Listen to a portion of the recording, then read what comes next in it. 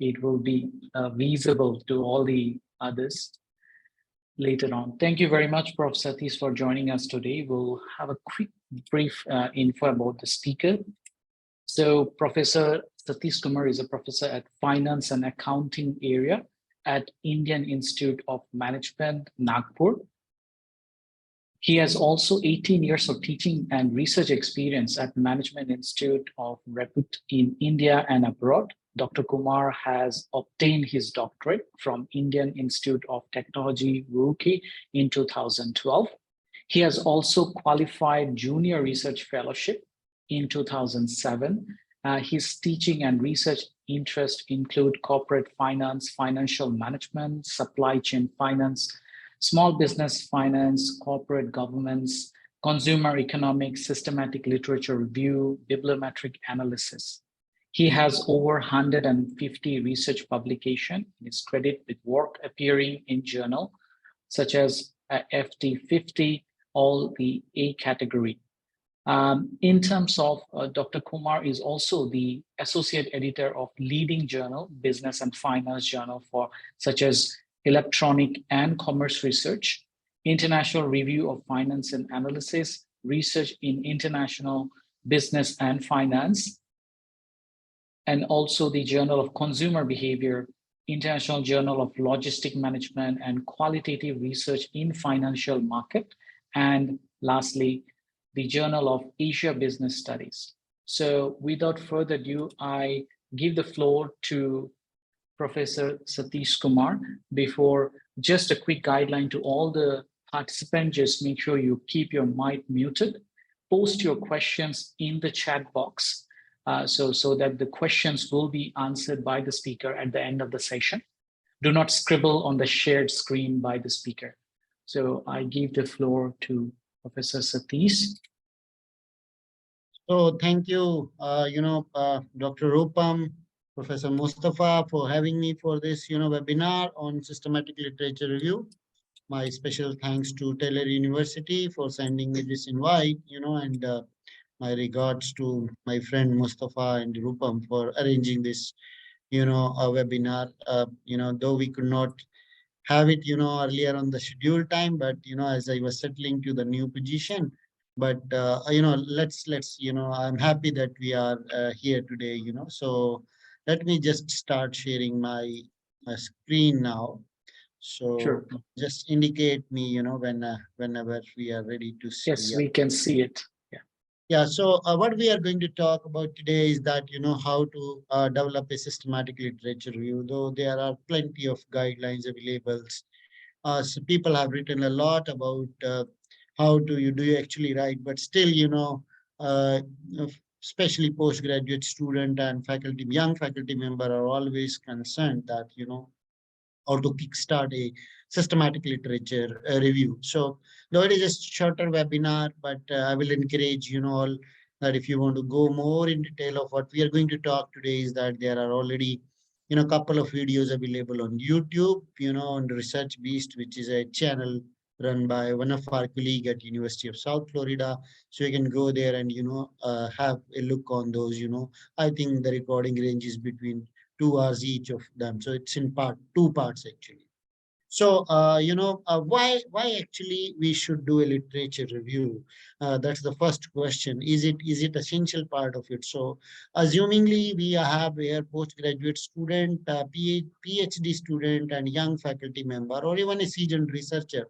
Whenever we undertake any research project, so the essential component is that we need to review the literature. So that's somebody has rightly said, if you want to know the past and understand the present, you need to go back and see what was the past of that person. So essentially, a literature review is understanding what has been done till now on a particular theme, topic, or a broad area, whatever is the issue in question for our systematic or literature review simply. And based on that present knowledge, which has been crafted from past, we try to say that what is likely future of this particular theme, topic, or research question, whatever we are talking. So let us say I am reviewing a topic on sustainable finance. So if I want to tell what is sustainable finance all about, what type of research has been undertaken on sustainable finance, so it's essential for me to go back to my predecessors who have done some work on sustainable finance. So I will go and that going back or going in past is actually literature. Essentially, people assume that just seeing what they have done is literature. Actually, literature review or systematic literature review is a process of doing literature review in a systematic manner. It's one step forward, actually. So it's not only to tell what is the present of that topic, but you need to essentially talk where this topic, let us say, for example, sustainable finance, will go in future. So main idea of developing any systematic review is advancing the field by proposing some research question or proposition.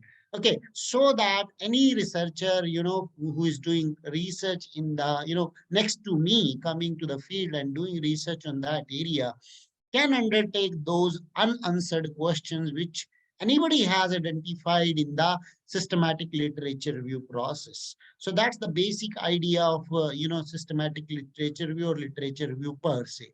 So as as we say that, you need to know the past if you want to know the present, and then only you can get to know what is the future of topic. So this is a very busy slide. This is something called a network of what actually literature views. I want your attention to be on this section of the this slide, which talks about that systematic literature review is an investigation.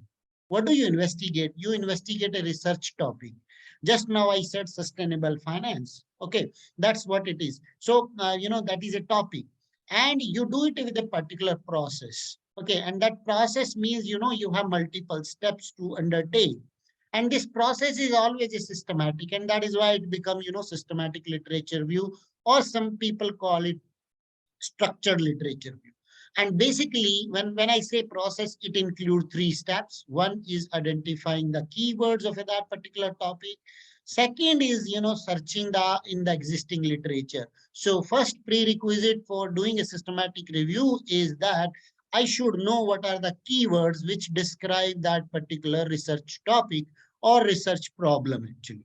For example, if I was just taking an example of sustainable finance, so when I say sustainable finance, I can just search sustainable finance, but that's not all about sustainable finance.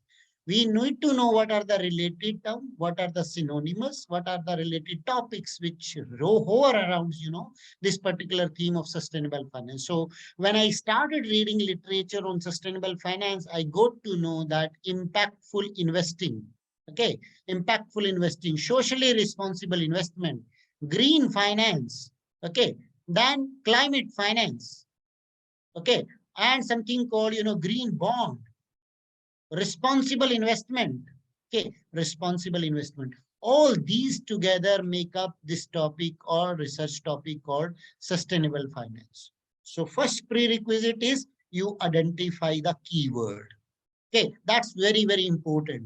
If you miss any of the keyword, imagine you will miss the literature. For example, let us say I forget to take into consideration green finance. So if you are a new researcher, like a postgraduate student or faculty member, my advice is that before you start undertaking a literature review on a particular topic, try to understand what actually research topic means. How big is the coverage? Okay, so if I say, let's say I'm reviewing a methodology, FSQCA, where our friend Mustafa is, expert on that. So FSQCA per se, if I start searching, I may get, n number of paper, but I have not, probably I need to know what are the other related term when I say FSQCA. One could be like, people write FSQCA like that. Somebody is writing fudgy, full name of it, abbreviated properly. Somebody will say QCA only. Okay, so I need to take into that also. That somebody will say complexity theory, because that's the origin of this method is from there.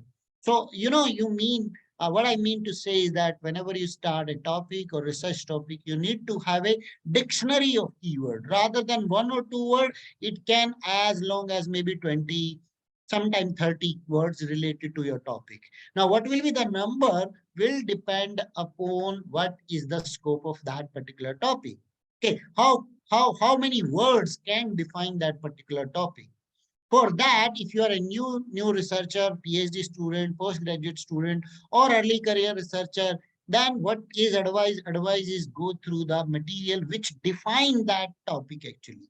So if I have to look for a definition of sustainable finance, probably I need to go back to some book or some author's, definition which define what does sustainable finance mean. And then I need to understand that how this topic has been generated. There is another idea also which I will talk shortly. How do you generate keywords? So once you have generated keywords, second step is that you search in the existing literature. This is very, very important. Now the question is, where do I search? Okay, is it Google Scholar, or is it Web of Science, or is it Scopus, or is it any other database? So I, as a scholar of that particular area, need to know where I need to search the literature on that particular topic. So I need to know about what are the electronic databases, electronic journals, which are from my field, or it could be a set of journals. Okay, for example, I'm reviewing the literature only on small businesses. So I may say that my literature search will be only confined to the journals which are publishing on small businesses.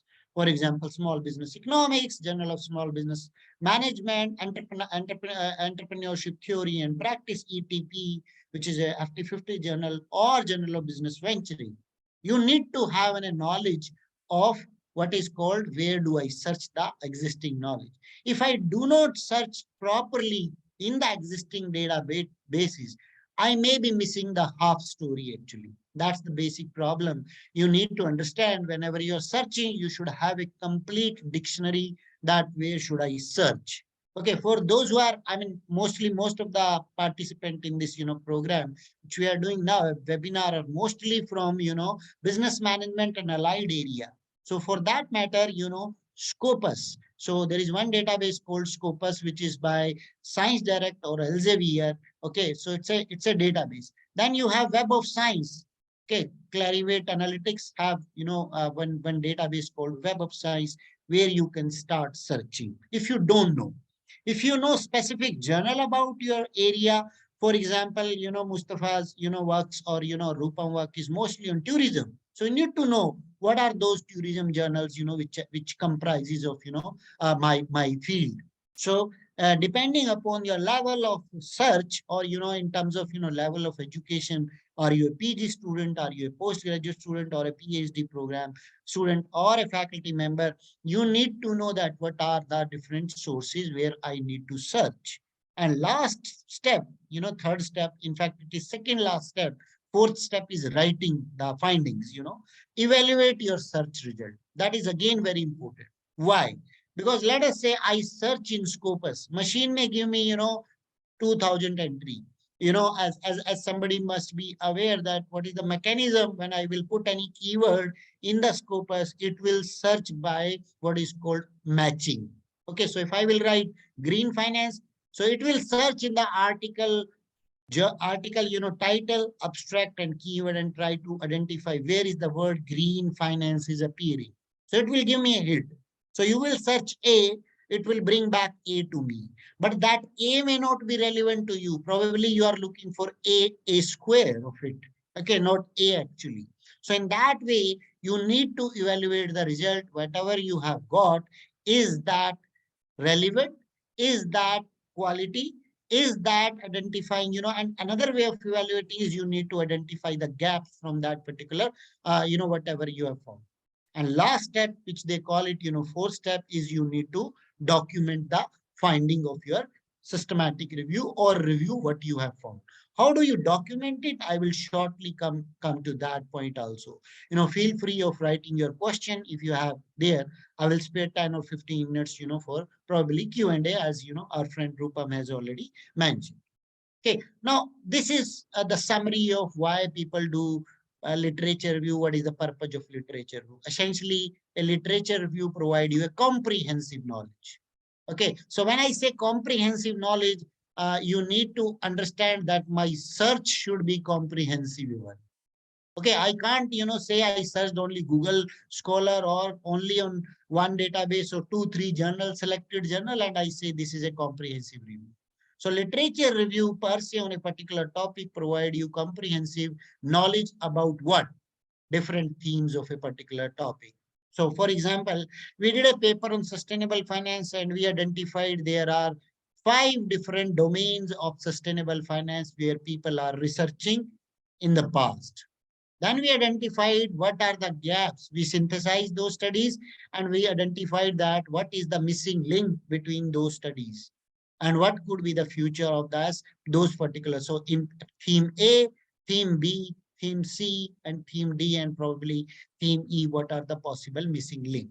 And it also tells you, like, if you're a postgraduate student or even a PhD student or even a faculty member, I need to know what are the theories which define that particular topic. For example, if I'm let's say working on an area again on sustainable finance. So is it theory of planned behavior or is it theory of region action? It is theory from Upper Alcan or it is resource dependency theory. What theory is bringing or underpinning the concept which I am doing a research on? Then you get to know methods. So one particular problem, all of us, are always, strike with, let's say design. We know there is a step called research design. Should I go for primary data? Should I go for secondary data? Should I go for method X or should I go for method Y? What my worry as a scholar or a PhD student, PG student, or a faculty member even will be that what should be my design? My design will be guided by what others have done, my predecessors have done.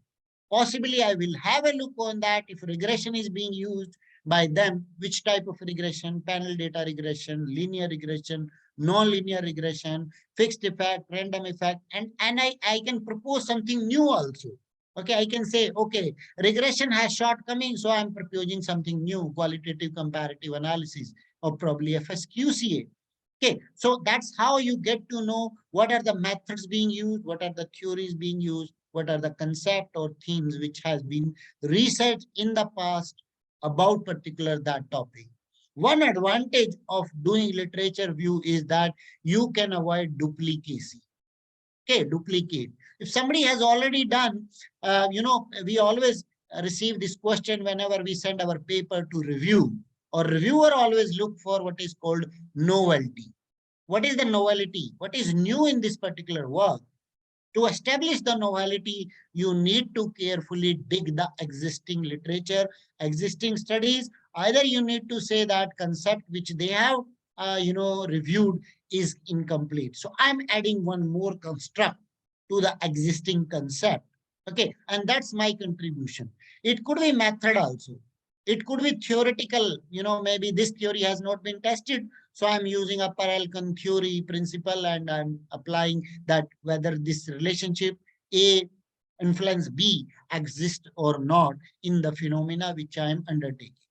And overall objective of literature review is this. You want to create a foundation of knowledge. So in your, let's say you are writing an empirical paper, in your introduction section, in your literature review section, hypothesis development section, methodology section, discussion, finding section, okay, everywhere you are using literature review as a supporting tool, as a supporting guide. That you can only do when you have done literature review carefully. Nowadays, there is a concept of doing independent literature review as a study also. So probably there are 3 types of research. One could be empirical research, one could be conceptual research, and third is literature review as a research. So I do a lot of literature review on a different topics of multidisciplinary or interdisciplinary area. So that third category is like I can do standalone literature review also. So whenever anybody will do, empirical research or conceptual research, will definitely look for my literature review or the literature review somebody has published on that particular area, so that they can see what is the gap and what are the research questions undertaken over there. Now, this is very, very important, and I will advise you to go through this paper, which is there up in Journal of Academy of Marketing Science. Palmetier et al. 2018 have written an interesting paper. The paper title is Review Article, Purpose, Process, and Structure. So anybody who is new here, I'm sure many of you have heard about this paper, but I will advise you, this is editorial essentially. You can go through this editorial. It's freely available. I think it is open access editorial. You can just see the paper, and they have told why, how can you make your literature review paper or systematic literature review as a name and can show that there is a contribution. Okay, so this is the important thing. So if there are many definitions, only in literature review paper you will bring all those definitions together and you will say this is what the range of definitions are there. Okay, and like what is sustainable finance? Finance is known, but what is sustainable finance? It can only be known in a literature review paper. So whenever you will do literature review, first thing you will look at what are the definition.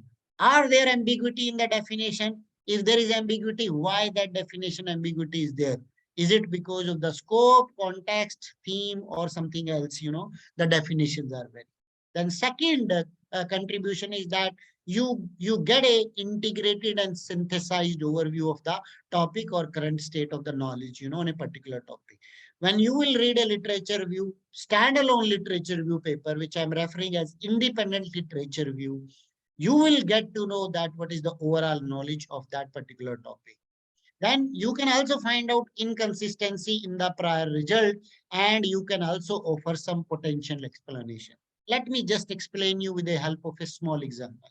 Let us say I do research in the area of finance, and let us say in our area there is a very classical problem of whether capital structure lead to firm profitability or not.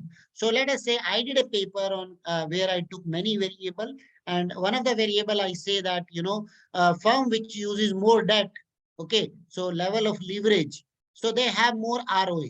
So I have identified there is a positive relationship between use of leverage and the return of the firm. So I'm claiming that companies, in my finding, my studies finding says that more leverage means more debt, the firm will be more profitable. Okay, let's say Rupam did same study in the context of Malaysia. Okay, and they identify that the firm which have more leverage, negative relationship is there between leverage and ROE. And let's say there is a third study, let's say, Lee want to do it. She did a study, let's say, in context of maybe some third country. And she found that there is no relationship. Okay, leverage does not affect the, profitability. So now I am the fourth scholar. Let's say I wanted to jump into the field. I wanted to carry this debate. What should be the level? What should be the relationship hypothesis between leverage and, ROE? So in that case, what will happen? I will be confused. Should I follow Satish? Should I follow Rupam study? Or should I follow Lee study? Okay. Now, in a literature review, you will offer explanation why Satish study was having positive relationship. Probably when we dig more and did a systematic literature review, we are able to identify that Satish study was in Indian context, was on small firms. Okay, on small firms. Whereas the Rupam's finding was in large firms. Okay, and whereas the Lee, who found no relationship, probably the measure of leverage was different. There can be many measure of leverage. So her definition of leverage was different. My definition and Rupam definition probably was same. But still there was a result differing between me and Rupam. Probably the reason was one was because of large firm and another was for small. Now this explanation, this inconsistency, you only explain in a literature review paper. So what do? You categorize studies which are saying that leverage has a positive relationship, and then second category of research is which is talking about leverage has negative relationship, and then we attach that in large firm, the relationship is positive, negative. In small firm, the relationship is positive. That work you only do when you do a careful literature. You can't do that when you are doing a, empirical research or a conceptual research.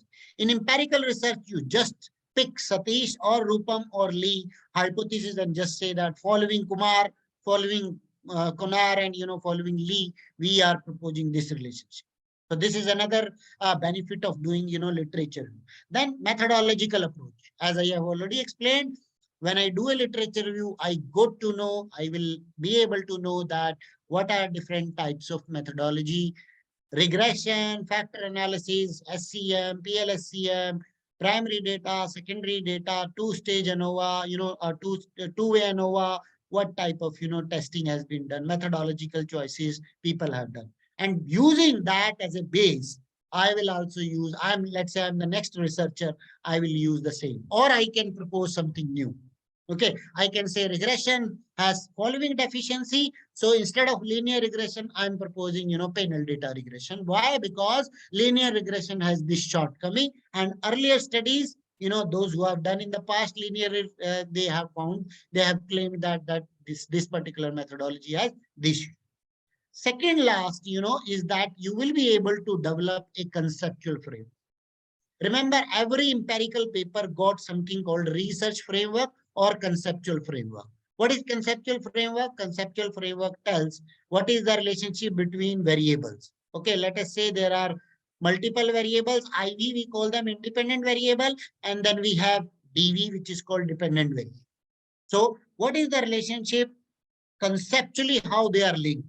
Okay, so hard work affects success. This is the conceptual link. I will go in the field, collect data, and then empirically establish whether actually hard work, affects success or not. So that's what is. So through literature review, you will be identifying that what are the different factors which are affecting hard work or success for that matter. As a simple example, if I have to take, what are the different determinants of success? So success is one factor is hard work. Second is, maybe attitude. Something could be luck. Somebody say that it is, your past background. All these are what is called my IVs, independent variable. And my dependent variable is success. So conceptually, I know how they are linked with each other only through literature review paper. Only in a literature review paper, you say that, these are the determinants, or these are the mediator, these are the moderator, these are the antecedents of a particular behavior or an outcome which we are talking. Outcome here is success, and, behavior could be the, maybe successful behavior, or maybe, anything else. Okay, so similar thing is like here, whenever you do a careful literature review, you will be able to identify that what are the linkages between, different variable, and you create a conceptual framework. Using that conceptual framework, you develop your hypothesis, go and collect data, and you empirically establish that actually out of 5 variables, which are determinant of success. Let us say in a literature review, identify 10 different variables. Empirical setting, only 5 variables are giving you significant and statistically relationship. So you will say, in my context, these are the 5 variables, which are defining success, or something like that. You can extrapolate this example to a corporate setting or whatever the area of your research, and that's how you do it. And final thing, literature review. Through literature review, you are able to, what is called, you are able to clear that what are the different gaps and what are the direction for future research. Only in a literature review paper you will get to know. So there is a section at the end before conclusion which say way forward, future research direction, that talks about in detail that what are the missing link in the existing literature or existing study, and you try to propose some research question or proposition. As I was talking in the beginning, that is the basic objective of literature. Now, I'm now jumping to now, sometime, this is a criticism that, generally people get that, what you have done in literature review is just summary of, existing study. So over the period, talking to some editors, talking to my co-authors, working with, plenty of co-authors, from different geography. So I have thought of, how somebody can make your literature review paper unique. So they say that if you want to make your paper unique, this is very, very important. Sometimes people do a mistake. Whenever they do literature review, they become so much domain specific. Okay, and then you say that there is nothing I can say about, domain. Already, issues have been settled. So no gap is visible. Try to link, try to go beyond the domain. Okay, nowadays we all know that, for example, let me give you an example of technology adoption model. Now tell me any research area of management where TAM is not being used. In my area, which is pure finance area, consumer economics, it is being used. And Mustafa and Rupam, all the participants, those who are in tourism, technology, we are using maybe mobile or maybe internet for booking. So we use TAM as a base, or, better version of TAM model, theory, any other theory. Similarly, theory of reasoned action, which is a behavioral theory, we apply that also. So what you need to do is you need to go, whenever you do literature review, need to go beyond the domain. Try to link the domain with the subdomain or any other domain. So probably, let's say you can talk about TCE theory, transaction cost economics theory, which comes from other area. And there are plenty of good paper in this journal if you want to understand how people write literature review, talking from a disciplinary perspective or from a different discipline perspective. So try to identify the linkages with other discipline, for example, econometrics, finance, strategy, psychology, sociology, and so on and so forth. Second thing is, this is called breadth. Second could be velocity. Velocity is that, whenever we are talking, so for example, I am reviewing literature of capital structure, or maybe, let's say behavior of the people to a tourist place, that's what we are talking. But the studies which have been done 20 years ago or 15 years ago, they were not talking about technology anymore whenever they were talking about behavior of tourists at one place. Today, they are integrating all those Industry 4.0, AI, machine learning, maybe blockchain. So if there is application, of those velocity in your area, try to see how I can link that in my literature review and how I can bring out new research question. For example, I'm giving an example here. When we were doing a literature review on sustainable finance, we were writing about our section of, future research direction. So we thought there that how new technology like AI, machine learning can help in better delivery of sustainable finance product, and that can achieve more financial inclusion. That was our research question, which nobody has talked in the past. So what we didn't go what earlier researcher has said in that domain only. We try to link what is happening on the ground in industry or in practice in terms of technology or in terms of mega trend which is going on. For example, nowadays everybody talks about IoT, smart technology, AI, machine learning, Industry 4.0, blockchain, circularity of economy, where you look at number of studies in tourism area only. Okay, which has come across, in last few years only when the concept has started talking place. So you need to link your literature view to the contextual happening in your field. So idea is that you need to go and try to see the utility of your SLR, not only for the people who will be from your domain, but also from the other domain. So try to link that if there is a linkage available. So that's one suggestion I would like to give. And this is another table which gives a clear understanding to us what is the added advantage of a literature review. Whenever you are doing a literature review, what are the added advantage? For example, empirical insight. Somebody say that it is only empirical studies which can give you some insight, but through literature review, you get to know what is already known and what is not known. This is very important. So this is future and this is your past and present of that particular topic. And where you try to show, you do something called state of knowledge, gap in the literature, and weakness in the methodology. So whenever you are writing your literature review, make sure you should have all these three, and then you say the contribution of our literature review is this way. Okay, so this is the state of knowledge. These are the gaps in the literature, and these are the weaknesses in the methodology. Why? Because only through empirical examination of existing study, you will be able to offer these. If you do not go through in detail, the existing study, you will not be able to offer all these three. Second is methodology. You analyze them carefully and you give what are the various methodology, and you just not only talks about pros of that, you also talks about downside of that also. And you offer new methodology in the empirical insight of your paper.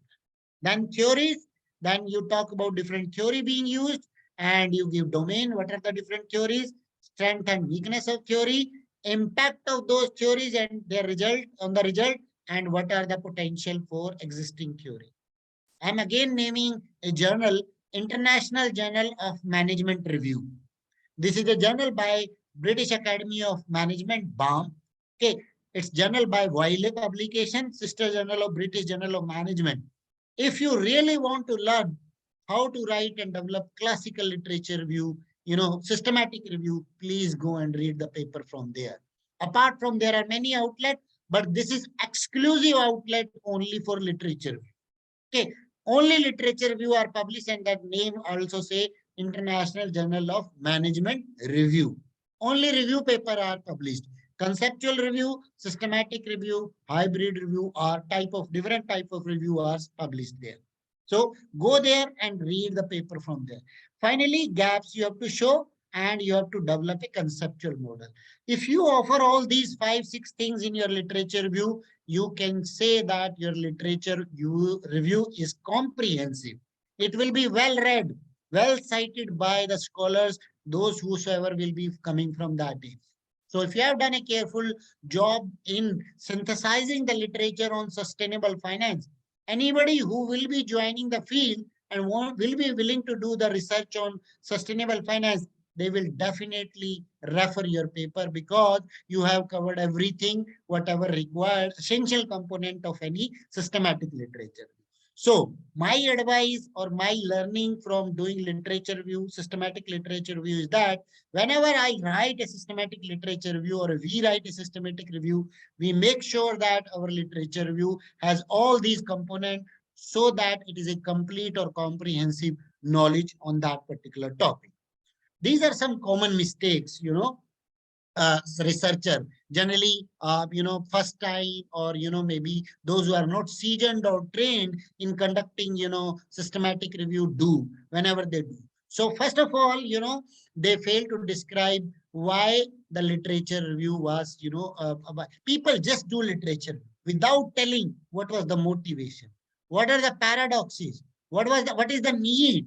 Okay, so you need to give in detail in introduction section why this topic require attention of literature review. Okay, what are the paradoxes which are going on? Okay, and why this is an ideal time for doing the literature review. Probably you can justify that the topic was, fifth topic is a 50-year-old and 50 year is enough period to get what different topics, how different topics have evolved. So make sure you motivate the literature review of your literature paper in the introduction section carefully. This is the common mistake I see whenever I read a literature review. They generally don't talk about this idea. And another problem is that whenever you will go to their methodology section, you won't be able to get that what is the quality of the literature they have diagnosed and what is the contribution of this literature. Okay, this is again similar to an empirical paper. In empirical paper, you also see what is the contribution.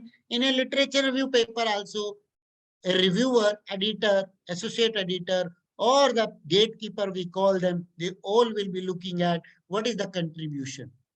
Okay, are you proposing a framework based on existing research? That could be one contribution. Are you proposing some research question? Are you offering methodological betterment? Are you offering different theories? So remember that all 5 points which I have just talked in the last slide are relevant whenever we say contribution. So whenever you are developing a systematic literature review or literature review, your center point should be that what will be my offering for this literature. Just to add another literature review, I will advise you don't do that. Okay, make sure that you have a clear contribution written well in the introduction section only, that why this literature review. There's a very interesting way of showing the contribution by creating a table. In that table, what you will do, you will show, let's say there are 3 literature review already on the topic. and you want to attempt a fourth one. Okay, so make sure that you compare the findings, methodology used in those three literature review, and you say these are the shortcomings of existing 4 or 3 studies, and that's why fourth literature review is needed. Maybe it could be that they do not use explicit quality criteria. They have taken every type of literature, or by reading those literature review, you are not able to make out what are the quality criteria for selection of material, or what is called the paper or the literature for doing that literature. So make sure that you do it. The next problem is that I read a lot of paper and people write, but what is missing? They do not have a clear search strategy. Okay, remember the first point, your keyword should be very clear. Then where did you search those keywords and what was your mixture of keywords? So we call it search string. Search string, S-T-R-I-N-G. Search string is not clear. What was the search term? So you say that I have searched on, sustainable finance in Web of Science. That's it. That's not enough. I need a detailed explanation. What was the protocol you have used? What was the exclusion criteria? What was the inclusion criteria? Okay, why did you choose that as a, what was the rationale of exclusion? What was the rationale of inclusion? All that is missing. It means my literature review paper will not be well by the reviewer, editor, associate editor, and then finally the readers as well. Then another problem is that people sometimes try to pare down their sample size. So because they feel like, it's too much to handle. So let me cut across to it to 100 by without giving any proper justification why they are reducing the sample size. And then they say that this is a comprehensive literature. Okay, so they say only A-star journal are included without telling the justification why only A-star was there. Okay, what was the reason only for choosing A-star? Then you can't say that it is a comprehensive knowledge. Okay, probably you need to have a clear justification why the sample size was pared down to a, that level or whatever number you have given into that. So people become very, very aggressive in cutting down their sample size in terms of number of study, and they say that this is what our literature. Then you can't develop a complete knowledge, and then the limited audience will be there. And sometimes you receive a desk rejection because of that only, because, editors say that, okay, your topic is interesting, but your literature coverage is not complete. Why the focus was only on A-star is not reasonably justified or properly justified. So make sure that you unnecessarily do not cut down your literature or sample size to make sure that you want to make it a manageable level. That's another worry always a researcher have.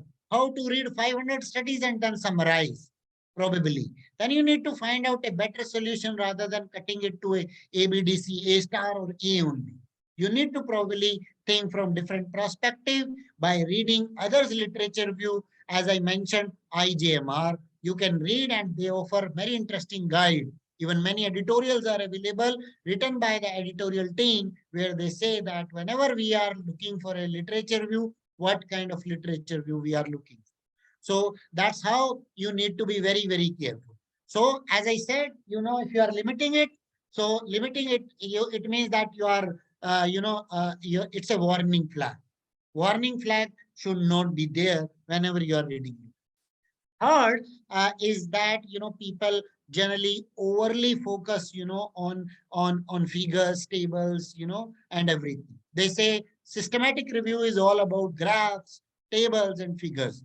Fine, these need to be there, but without proper explanation, how I will be able to make out from those figures? Okay, figures are just presentation of data. What these figures are telling me, you need to make it a very clear. So what is missing? The commentary or explanation is missing. That's another issue I see. 20 table, 15 table. Now paper is full of tables, paper is full of figures. But what you are offering from that?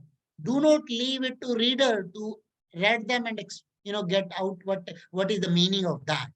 Try to use optimal level of figures and table and write a commentary on that. That's another thing you need to do is. So it's common to, people do what? Methodology section, they will do detailed 2-page and all. They're explaining their methodology, search criteria, step 1, step 2, step 3, step 4. Okay, that's one category of paper I receive and I read. And then when it comes to discussion, they are just finishing it in 1 page. Okay, and they are not doing it systematically, theme-wise, methodology-wise, theory-wise, concept-wise.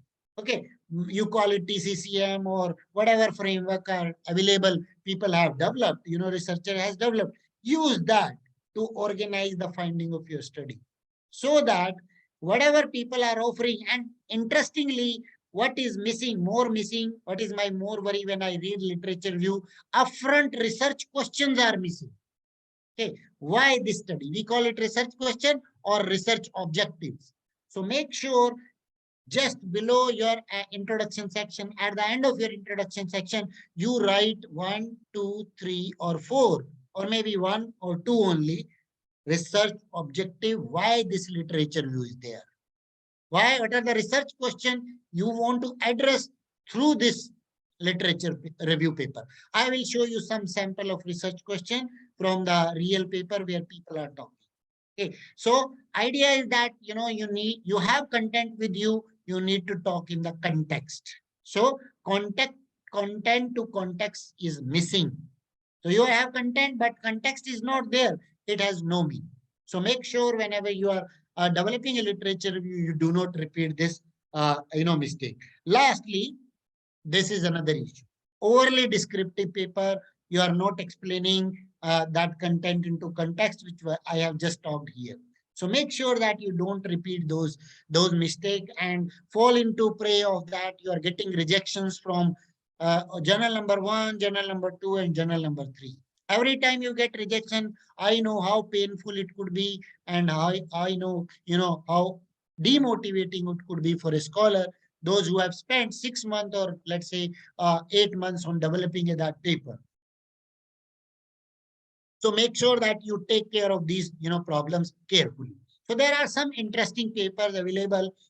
While there are plenty of guidelines, as I said in the beginning, people have wrote a lot about it, but some of my favorite, are these. So this is a paper by Hannah Sanders, okay, which was published in Journal of Business Research in 2019, I guess. And 2019, as you can see here in the reference, and it says literature review as a research methodology, overview and guide. So it's one of the interesting paper, and I was just amazed to see the number of Google Scholar citation in less than 5-year time, 4 years only. In fact, more than 5,000 citation this paper has already got.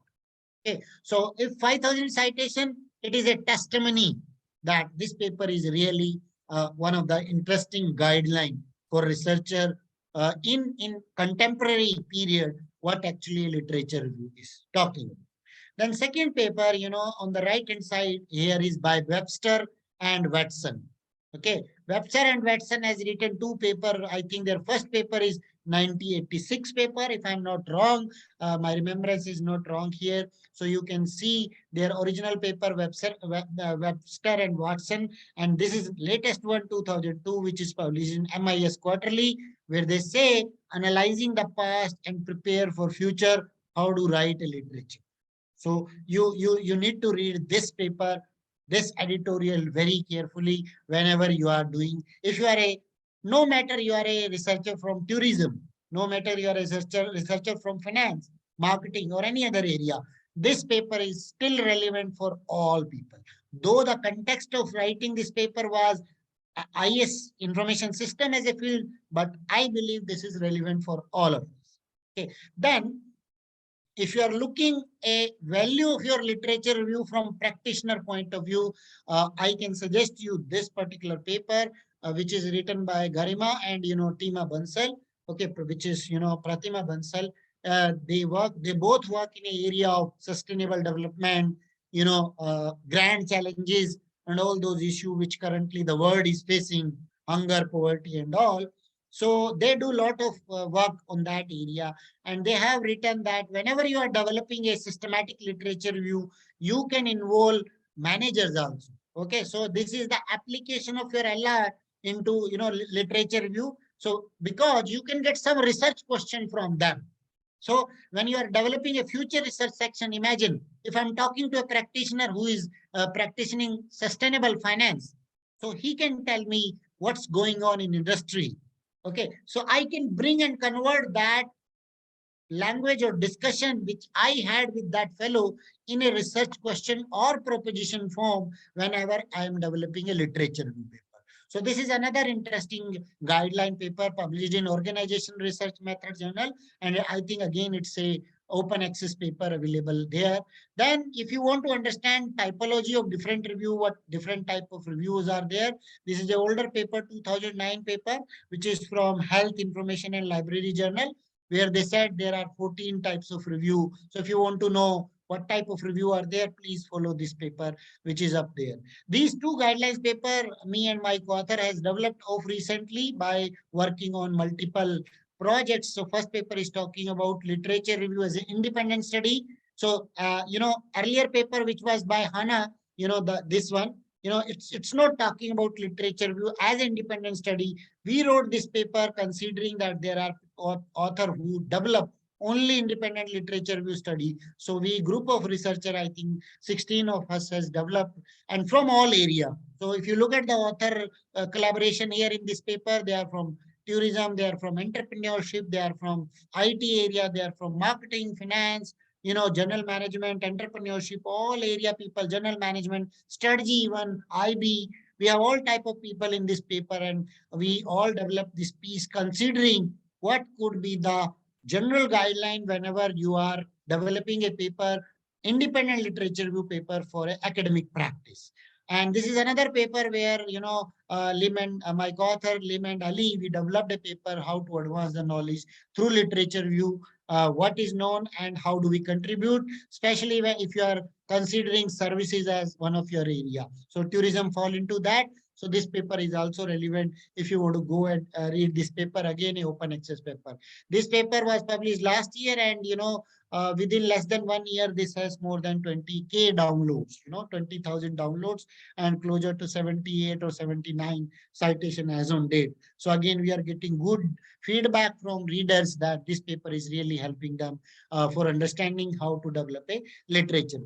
Then there are some excellent outlet for review article if you're fond of, and I'm advising them, these are my personal favorite. This could not be a very comprehensive list, but this is my personal favorite. No matter, I'm a finance scholar, but I do read paper from here, from here, from here, and also from like AMR. So this is a dedicated journal. This is a dedicated journal only for literature. Over here also, if you are a marketing scholar, even though you are a tourism scholar, so in tourism also you have a lot of role of marketing, so service. So they publish 10 to 15% of their total article as a review article. So this is encouraging news. If you are working on any LR for a top tier journal, so James, by the way, is a FT 50, A-star and 4-star journal by Academy of Marketing Science. Okay, so that's why the name itself says Journal of, Journal of Academy of Marketing Science. So this is a journal by Springer, if I'm not wrong. This is a journal which I was referring. So very favorite of mine. If you read these paper, all the paper, you get lot of understanding how to develop each of the section of a LR.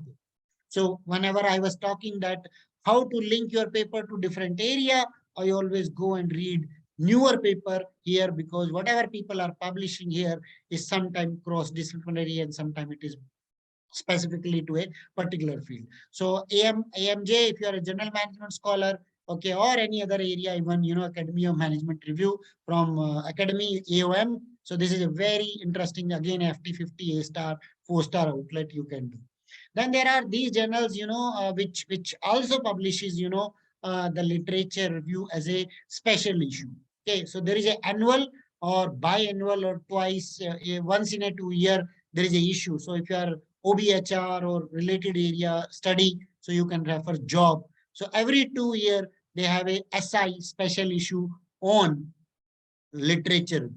Okay, so they go for a call.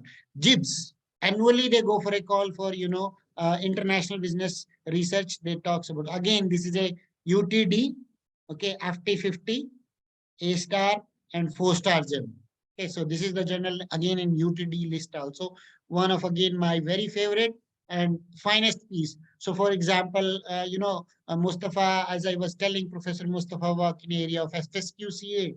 So FSQCA in IB, somebody has developed a paper. So how the application of FSQCA in IB can happen. So it's a literature review paper, and then broadening that what could be the future research question through this method. So method-based review. We call them method-based review, theory-based review, or domain-based review. So these are 3-4 classification. Again, Palmita 2018 paper from James can help you to know what are the different classification. Again, Journal of World Business, every 2 year, again, they come up with a special issue on this also. So where they talk about, mostly on, what are different type of advancement in IB field or related field. If you are a scholar from CGA, if you have a paper from corporate governance area, even though tourism as a context, so they come up with their annual, okay, special issue, annual special issue on literature review. And they look for systematic literature review where the methodology is, clearly mentioned that what actually it is. So if you look at the number of, systematic literature review, why this method has become popular, actually it is because of this. So my apologies, this data is not updated, but it is closer to what we are talking. So I fetched this data, so closer to 3,800 article are now in field of what is called systematic review. So you can see that how this methodology has grown so faster in business management area, and I have limited it to business management, decision sciences, economics, and finance of Scopus. So you can see that, that's why we all are talking about systematic literature review, systematic literature review. For your information, systematic literature review has its origin from medical science, and from medical science, it is now spread into management also, particularly after Trainfield has written a paper in 2009 or 2008 in British Journal of Management, where they said that systematic review can be done in business management area. So after that, Moher et al. 2009 Prisma guideline for business management also came into picture, and all that is, we all know that. So Trainfield and Renier 2008-9 paper is very famous paper to get an understanding how systematic review can be done in business management area. Okay, now the question is where to start. So as I was telling you that sometimes this is a very important question for a new scholar, how to start I will spend another 15 minutes on my discussion, and then I will take Q&A actually for next 15 minutes. Okay. So starting point could be two-way. One is I already have question in my mind, or I can look for a premise for review. If you have already question in mind, for example, you are looking out like, for example, SME and human resource development. Okay, so you say, I am a scholar who work in an area of human resource development, and context is SME. So there are a lot of studies there, but there is no literature. So you wanted to know that what is the state of research, state of art research on this topic. So you have upfront research question with you. Then second could be, let's say there are already literature review paper, and you want to now develop a new literature review paper. What you can look for is premise for doing review. Okay, it could be like, let's say, for example, Lean Six Sigma. Okay, so it has application in all industry, manufacturing, service. But you see in tourism, nobody has talked about that, tourism and let's say hotel management, nobody has talked about that, how Lean Six Sigma research has been developed in T&H field, tourism and hospitality field. So this could be premise for doing research. You can say that, okay, there are review, but they are not talking about this field. So our review is particularly for a domain specific. So we call it domain-based review. Okay, so domain-based review. Or sometimes people also call domain plus method, because you have method as, Lean Six Sigma or a methodology, and domain as a tourism and hospitality. but it will fall into what is called is domain-based review. So this could be another thing. Now, the problem is that what if there is already so many literature review available? So this is a very, very common problem I hear from people whenever I go and talk to them in workshop or webinar like this. They say, can I do a literature review again? My answer always lies yes and no both. I always tell them, go and see carefully, critically, what has been covered by existing reviews. Can you find a missing link? Can you find a shortcoming? Can you do a critical study of existing literature review? So I always tell them, if there are 4 or 5 literature review already, go and read them carefully. For example, up on your screen is now a literature review of already literature review done on lean. So this was the case a researcher was proposing while proposing a new literature review. So if you can see on the table what they have done, they have come up with study number 1, study 2, study 3, study 4, study 5. So there was already 5 literature review available. And this fellow, this review, because this table has been taken from that paper, which is from IJMR, International Journal of Management Review. They said, we can still write a 6th review. 5 review is already there. We can still develop a 6th review, but you need to first establish a case why there is a need of 6th review. So what they have done, they have compared the literature review on these parameters. As you can see, they have developed 1, 2, 3, 4, 5, 6 parameters. So they have done an analysis on 6 parameters. They see this paper is no SLR, no SLR, no SLR. Okay, no SLR, no SLR. So there was a clear ground. So literature review is there, but the methodology, systematic review was not there. So they said Trainfield 2003 methodology we have used, where they say SLR can be applied in management also. So, and if you see, they have not explicitly mentioned, they have explicitly mentioned, they say our sample is limited, 240 only. Okay, but still there is a scope of doing a literature review, because they say this is what we are adding.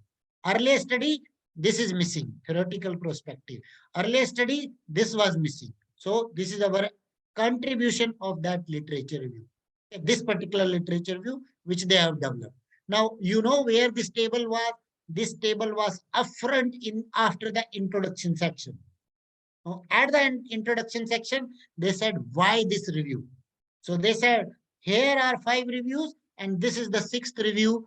And this says that what is our contribution? What is the contribution? So all of you know that, whenever we write a introduction section, last paragraph of introduction sections talks about contribution. What is the contribution of this particular study? So whenever they were explaining the contribution, they show the contribution like this. So this is one way of making the case for doing a systematic review. Now, what is quickly, those who don't know what is a systematic review? Systematic review follow a protocol. It's like a funnel, as you can see on your screen. Okay, you start from broad and you narrow down and you classify them on some parameter. Themes, methodology, concepts, theories, models probably, and maybe the theoretical conceptual finding. So 5, 6 thematically you are developing, and you give a very thematic or systematic presentation of all the aspects related to that. Okay, so these are some characteristics. You have a defined review protocol. Okay, so you will say, what did you search? Why did you search? And you have a very clear strategy. Upfront, you will say that these are the research questions, why this LR is done. So your search strategies should be transparent, and it should be well reproducible in the paper itself. So in the methodology section, you will explain what was your key terms, what was your search criteria, where did you search, when did you search. Okay, so even people sometimes mention the date also. Okay, the date of search. So search was done on the, let's say, 4th week of April 2023. That way the people write. And sometimes they even write very precise date. That Scopus was accessed on 22nd of March or for example, 5th of May, and Web of Science was accessed on 6th of May, and we search following terms, and then clearly explicit inclusion criteria, and then you have specify how the studies are taken and how what was the evaluation criteria is used. And it is a prerequisite for doing what is called meta-analysis, which is done only on empirical study. So systematic review can be of two types. One is qualitative, excuse me. Second is quantitative. So quantitative is what is called meta-analysis. Okay, qualitative is what we see as where you are doing thematic presentation, topic-wise categorization, theme-wise presentation of that particular thing. So this is how the structurally you have research question, you plan for review, you search for the study in the database. It could be Scopus or it could be Web of Science, it could be Emerald, it could be Science Direct, JSTOR, and all that. And then how did you select the data? You extract data, you assess it for quality, whether this to be included to be, you combine your data following two protocol. One is called Prisma, another is SPAR for SLR. So these are two protocol which are available for management scholar. Let me just tell you, this is what is called Prisma, which is given by Moher et al. To 2009. Okay, so they have talked about what is called Prisma protocol. So Prisma stand for Preferred Reporting Item for Systematic Review and Meta-analysis. So it is a 4-step procedure. You identify, you screen, you check for the eligibility, and finally you say inclusion. Okay, so this was 2009 paper by Moher et al., where they talked about Prisma. Very recently, Paul et al. Has developed this SPAR for SLR guideline. Okay, scientific procedure for rationale for systematic literature review. SPAR for SLR. So they have divided into 3 stages: assembly stage, arranging stage, and assessing stage. Okay, so 3-step procedure they have talked about. How did you assemble the data? How did you acquire, organize, and how did you purify them according to some criteria, exclusion criteria? You do some evaluation of that, and finally you do the reporting. This was missing in this Prisma. Okay, and that is how Prisma and SPAR for SLR are different from each other. So this step of reporting was not there. Okay, in case of Prisma over there. Now these are sample what I was talking. First step, how do you identify research questions? So these are taken from paper, like as you can see, most of them are from IGMR. This is again from IGMR. This is again from IGMR. So you see, you have clear research question, 2, 3, 4 research question in mind. You develop them upfrontly, you write, so that reader, reviewer, editor are very clear that what are the research questions. Okay, there can be one single research question. Okay, for example, this paper of JPBM, okay, one of my earliest favorite, 2012 paper, JPBM, Journal of Product and Brand Management. So only this research question they mentioned. They said, what kind of research issue hamper B2B branding research in total domain, okay, overall domain. Or it could be like that. JKM is Journal of Knowledge Management, again a category journal by Emerald. Okay, so that they said 3 research questions. Okay, how KM literature, knowledge management literature in SME, and what is the focus, and what are the implication, which means future research question they are proposing. So clear research question you have, then you have a clear boundary for selection of the study. You have scope very clearly, conceptual boundary. So for example, sustainable finance, we say we have taken sustainable finance, only these are what we have covered as a boundary, conceptual boundary. Okay, so what keywords you have picked up and what is the time frame. So if there is a time frame, you need to mention that also. By the way, this is again taken from paper itself. You need to report it in the paper. So go through this paper, collaboration and internationalization in IGMR. I will send these PPT posts, this session to Rupam, and he can share with the participant freely. So that's how you need to look for it. Okay, this is another criteria like you can do. You can tell them this is from another paper. So it's just presentation difference. So you say conceptual boundary, HRD should be there, SME should be there, and different variant of SME should be covered. So that all what you talk about whenever you are developing a SLR paper. So that's what where I'm stopping. I think I should give some time for Q&A also. So that's the basic idea of whenever you are developing a systematic literature. For more and detailed explanation of how do you search, stepwise searching 1, 2, 3, you can refer to the video which I mentioned in the beginning, or anybody want to write back to me freely can write. I will share my email ID at the end of the session probably. Now let's take some questions from the audience. Thank you very much, Professor Satish. I think it was a very comprehensive presentation and lots of example. I'm sure that everybody could able to identify what's they really need to do. So I have some questions in the chat box. I will just read out for you so that you can easily answer. So the first question is from Moon. She has mentioned, I always don't know how many paper that I should read to confirm or for confirming my research gap and objective. Research gap and objectives. So ideally, if you are doing it for a PhD level, I will say that all and everything which is published on your area.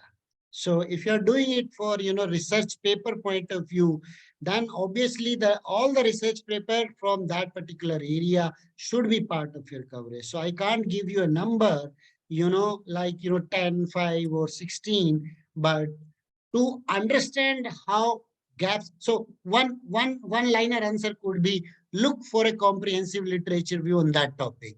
Okay, that could be one-stop solution. But if let's say there is no literature review available on the topic, then you have to first do actually literature review, develop a paper on literature review, and then there you will have gaps already. And then you can take 1 or 2 gaps or 3 gaps probably in your PhD or post PhD, you can extend the work same way. And that's one of the best way actually when you want to carry on the research on a same domain or same method or same topic, over the year. And that's how people become super specialized on particular domain or even subdomain. Thank you very much, Professor Satish. The next question is from Sun Yao. She has mentioned, is it possible to do a literature review for a new and emerging topic? What can I do if the literature is, or the review is very thin? Yeah, so, it's a very interesting question again, but it will depend upon the context which, our friend is asking, for example, COVID-19 and marketing. Okay, so marketing is as old as, as businesses, but COVID and marketing is very new. But you will be amazed to know how many papers are available on COVID-19 and marketing, closer to 2,800. So answer is obviously yes. Okay, and sometime, let's say if I'm talking about sustainable finance, for example, just 4 or 5 years. But if I go to the definition, responsible investment and socially responsible investment was there are papers since 1980s. So sometime you see the topic is new, but there can be a variant of that particular topic itself, which was older. So my suggestion will be like, for example, circular economy, you're talking, which is a very new and, very topical thing. But if you see that there is no enough paper, let's say, by the way, let's talk about inherently in this paper, in this particular question only, what should be the minimum number? Okay, so there is no particular guide, but I have seen in top tier journal, people have written excellent SLR even with 30 research paper if they have already. So I'm sure anybody doing research in today's context on any topic, almost more than the number I'm citing is available. Actually, the problem will be reversed. How to manage that such large number of corpus? For example, when we were searching on sustainable finance with all possible keywords, we got around 900 paper. And our worry was that how to manage. Then we, instead of using qualitative literature review, we combined quali with quanti. So we did bibliometric, which for thematic development. So to answer is that yes, it is possible even if the number is 20, 30. idea is there paradoxes available on those 25 or 30 paper? Is there tension on those 20-25 paper? If tension is there, it's a good to accumulate the knowledge and resolve that tension through your literature. Thank you once again. There is another question. This is from Jin Bin. Dear Professor, to ensure the quality of the paper, I doubt if I can review SSCI index paper only and select only Web of Science. Yeah, so it's another always this debate is there. For example, if I'm a pro SSCI, I will say yes. Okay, but let's say this paper comes to me at review, and let's say there is a paper which is not in SSCI index, journal, and then paper is very important because that paper is talking about very conceptual understanding of that particular theme or that particular topic. So I will always question that your selection only of SSCI is biased. So this is always a question which a researcher always asks. So yes, you can explain why only SSI you are considering. And in the limitation section, you explicitly mention, that our findings are only confined to, okay, this particular thing. Probably in the next version of same SQL paper, you can come up again where you say that more than SSCI we have covered. So my answer is yes. In order to ensure that quality only literature is covered, you can say, yes, I have taken SSCI only. And sometime in order to manage the number of paper to a manageable level, you also do this type of shortlisting. So people sometimes do ABS, sometimes do ABDC, sometimes they do SSCI. So my advice to our friend will be, rather than relying on one criteria, probably use more than one. So SSCI plus maybe ABDC or ABS could be, because more than one is always good. Then the reviewer will not be asking you question why only one. So you can justify, in order to remove the deficiency of one ranking, I have taken another ranking which may cover the that particular deficiency of ranking one. Because there is a high possibility that some journals are not SSCI, but they are in some other list also. Okay, for example, HBR was not in ABDC before 2018. Okay, it was nowhere. But HBR, if you miss any paper, let's say, if you are considering and conceptualizing, writing a paper, conceptual paper, then you are gone. Reviewer will ask you why you are not considering that, why that criteria. So my suggestion, more than one. I personally do, in fact, 3 of them. Whenever there is a question, ABDC, ABS, and SSCI, or Web of Science, what we call it. Thank you very much once again. I think there is a very related question to your answer from Aji Divakar. Mentioned, can you share your approach to inclusion and exclusion criteria?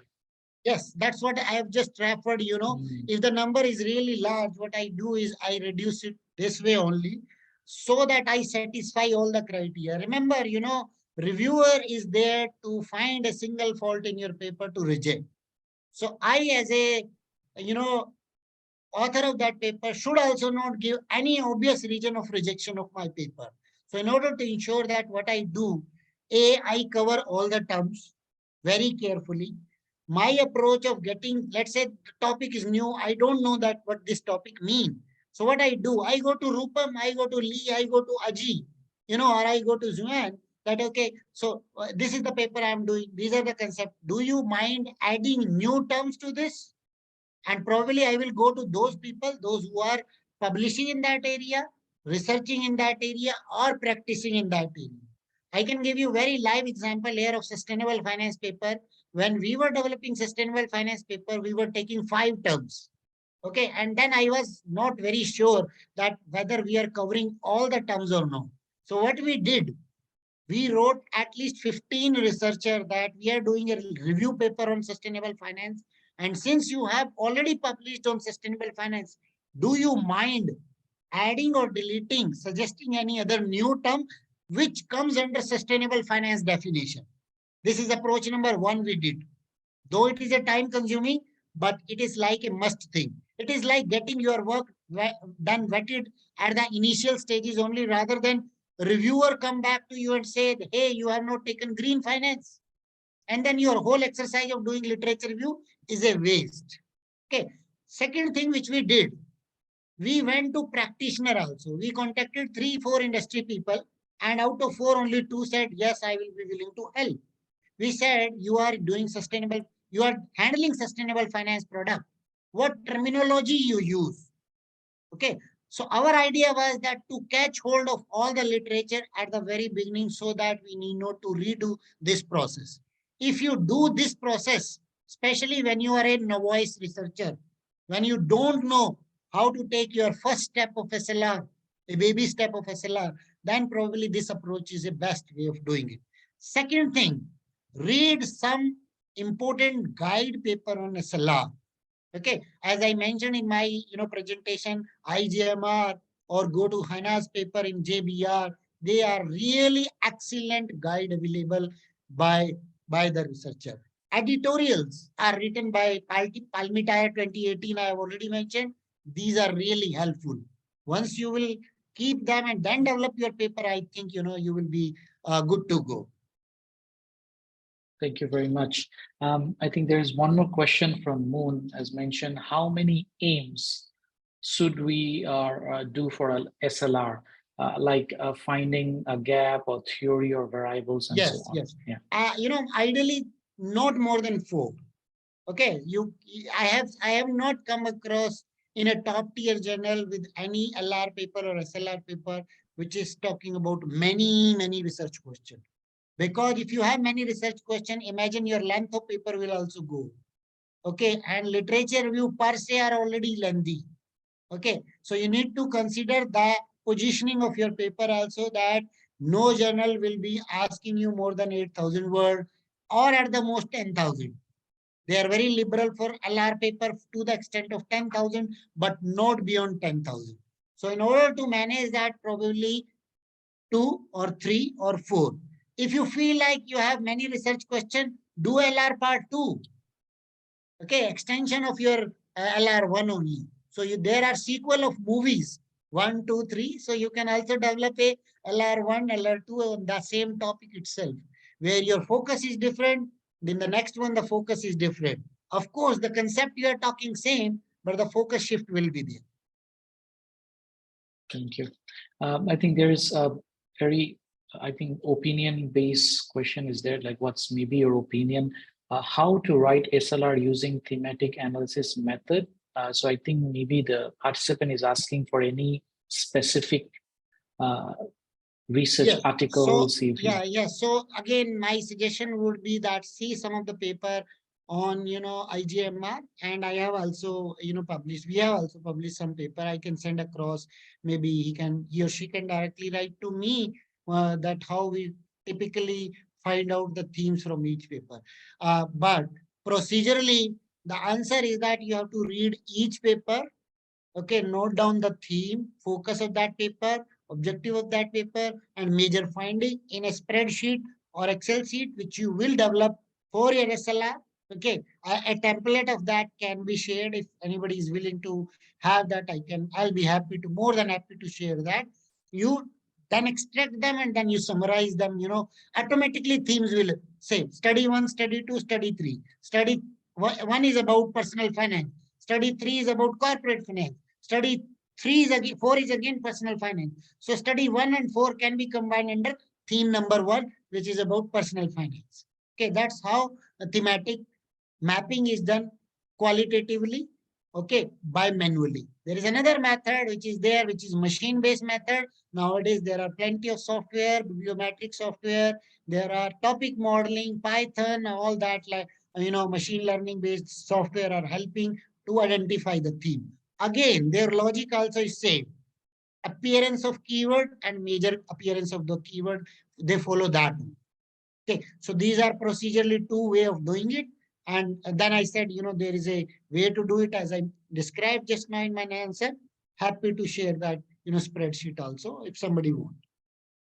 Thank you, Prof. Satish. I think there are Two questions, but same from Moon. I think one of the questions that you have just answered, what are the best software for meta-analysis, if you can name, and also what is the best time to start SLR for a PhD before writing chapter 1 or start at chapter 2?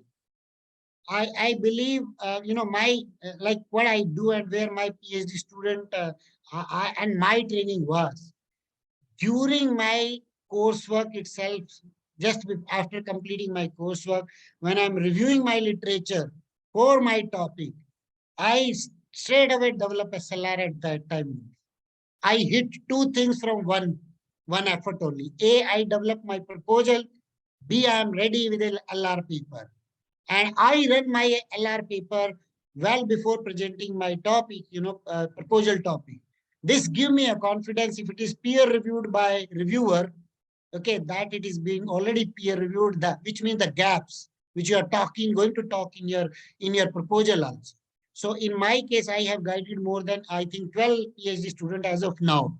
All of them have done their SLR paper right after their coursework, before their completion of even, proposal presentation. A proposal will be an extended version of your SLR paper only. Okay, let's say you have already done with your comprehensive part. I can see that Moon question is in that line. Then my answer will be start right away. Don't wait chapter 1 or chapter 2 story. Right away at the beginning only you need to do it. Why? You will be clear about theory, which will help you in chapter 3 probably. You will be clear about your method, which again will help you in designing your research design.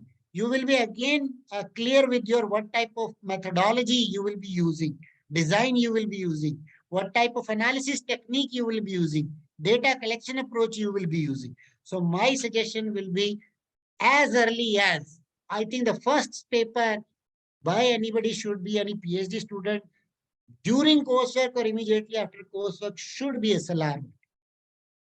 Okay, so if you have already done that, then I think, as quickly as you can just start it and finish it.